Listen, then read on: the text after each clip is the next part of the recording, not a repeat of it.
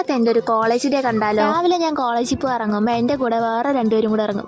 ഇവരാണ് അവരെൻ്റെ കൂടെ വരും. ഒരു സ്ഥലത്തെത്തുമ്പോൾ ഒരു വീട്ടിൽ പട്ടിയുണ്ട്. അത് കുരയ്ക്കണ കേൾക്കുമ്പോൾ പേടിച്ചിട്ട് തിരിച്ചു കയറും. ബസ് സ്റ്റോപ്പിൽ എത്താൻ വേണ്ടിയിട്ട് ഇതുപോലെ കുറച്ച് ദൂരം നടക്കണം. പക്ഷേ ഇങ്ങനെ നടക്കാൻ എനിക്ക് നല്ല ഇഷ്ടമാണ്. കാരണം അവിടെ ഇങ്ങനെ തോടും പണയും അങ്ങനെയൊക്കെ. പക്ഷേ ഇത്രയൊക്കെ നടന്ന് സ്റ്റോപ്പിൽ എത്തുന്ന സമയത്ത് ഞാൻ ഇതുപോലെ വേർത്ത് കുളിച്ചിട്ടുണ്ട്. അങ്ങനെ കുറച്ച് നേരം വെയിറ്റ് ചെയ്തപ്പോൾ ബസ് കിട്ടി. ബസ്സിൽ കയറി കോളേജിലെത്തി.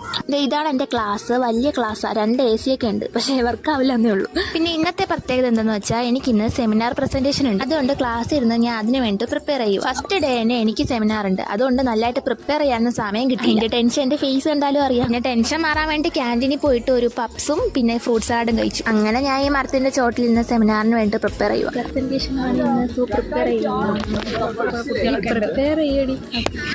ഉച്ചയ്ക്ക് ശേഷമാണ് സെമിനാർ. അങ്ങനെ നമ്മൾ ലഞ്ചൊക്കെ കഴിച്ചു.